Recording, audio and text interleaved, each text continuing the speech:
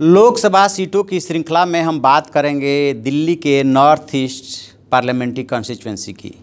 ये कॉन्स्टिट्यूंसी ऐसी है जिसमें कि पूर्वांचल अनुसूचित जाति और मुस्लिमों की ठीक ठाक आबादी है। यही वजह है कि 2014 के चुनाव में बीजेपी ने ये भोजपुरी गायक मनोज तिवारी को यहाँ से उतारा था और वो चुनाव जब जीत गए तो बाद के दिनों में उसने प्रदेश की कमान भी उनके हाथों में सौंप दी थी।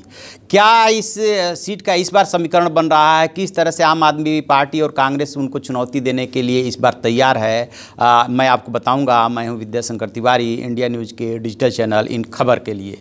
दरअसल इस सीट का जो समीकरण है या जो आप कह सकते हैं जो इसका पॉलिटिकल मैप है वो कुछ इस तरह से है कि जो अनुसूचित जाति, मुस्लिम और पिछड़ा वर्ग जिसको चाहते हैं, ख़ास तौर से मुस्लिम और अनुसूचित जाति, वो जीत जाता है।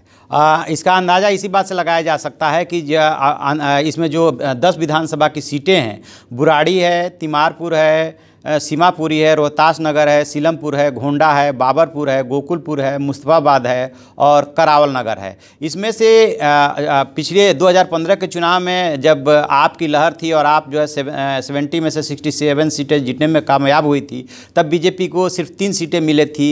वो एक रोहिणी में मिली थी जो कि उसमें दूसरे लोकसभा क्षेत्र के तहत आता है, और जो 2 सीटें मिली थी वो मुस्तफ़ाबाद से जगदीश प्रधान जीते थे और गोंडा से साहिब सिंह चौहान जीते थे, जो कि अब इस दुनिया में नहीं है, उनकी सीट खाली हो गई है। तो यहाँ का कुछ समीकरण इस बार का ऐसा बन रहा है कि मनोज तिवारी का लगभग लड़ना तय है, क्योंकि पूर्वांचल के लोग यहाँ पे ठीक ठाक संख्या में हैं और वो अपने क्षेत्र में एक्टिव हैं, प्रदेश अध्यक्ष भी है। लेकिन इस बार उनको घेरने के लिए पिछली बार उनका सामना प्रोफेसर आनंद कुमार ने किया था आपकी तरफ से और ठीक ठाक वो भी वोट पाए थे। लेकिन इस बार जो है आम आदमी पार्टी जो है, आनंद कुमार अब आम आदमी पार्टी में रहे नहीं, अब जो है दिलीप पांडे को प्रभारी घोषित किया है इस लोकसभा क्षेत्र का। तो आपने जिन जिन क्षेत्रों में अपने लोकसभा क्षेत्र प्रभारी घोषित किया है उसी को उम्मीदवार बनाने की चर्चा है। लिहाजा उनका मुकाबला दिलीप पांडे से है। दिलीप पांडे आम आदमी पार्टी के तेज तर्रार नेता है, पार्टी का पक्ष रखते रहे हैं, जाने जाते हैं। और जो कांग्रेस के उम्मीदवार थे वो जेपी अग्रवाल थे। जेपी अग्रवाल यहाँ से 2009 में चुनाव जीत भी चुके हैं।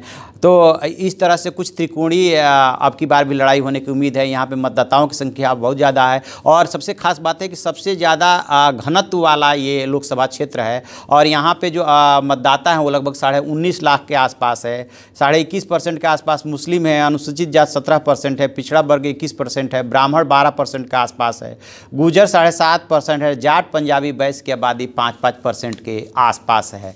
और यदि इतिहास में और इसके इतिहास में हम चलें तो ये जो पार्लियामेंट्री कॉन्स्टिट्यूंसी है, ये इसका जो मौजूदा स्वरूप है ये 2008 के परिसीमन के बाद आया। उसके पहले इस क्षेत्र की बहुत सारी विधानसभाएं दूसरे क्षेत्रों में मिली हुई थी, इसलिए उस पर उसका यहाँ पे जिक्र करना बहुत ज़्यादा इसे एप्रोप्रिएट इसलिए नहीं होगा कि अब क्षेत्र का स्वरूप एकदम पूरी तरह से बदल चुका है। तब देखने वाली बात यह है कि मनोज तिवारी की इस बार आम आदमी पार्टी कैसी घेराबंदी करती है। एक चर्चा ये भी है कि शायद इस बार कांग्रेस और आप में कोई गठबंधन बन जाए। हालांकि 50-50 का मामला है, अभी दोनों तरफ से पाला खींचा हुआ है कि नहीं हम समझौता नहीं करेंगे तो हम नहीं करेंगे। तो अब देखते हैं आगे क्या समीकरण बनता है। जो भी इसमें अपडेट होगा हम आपको बताते रहेंगे। आप देखते रहिए हमारा डिजिटल चैनल इन खबर और उसे सब्सक्राइब कीजिए।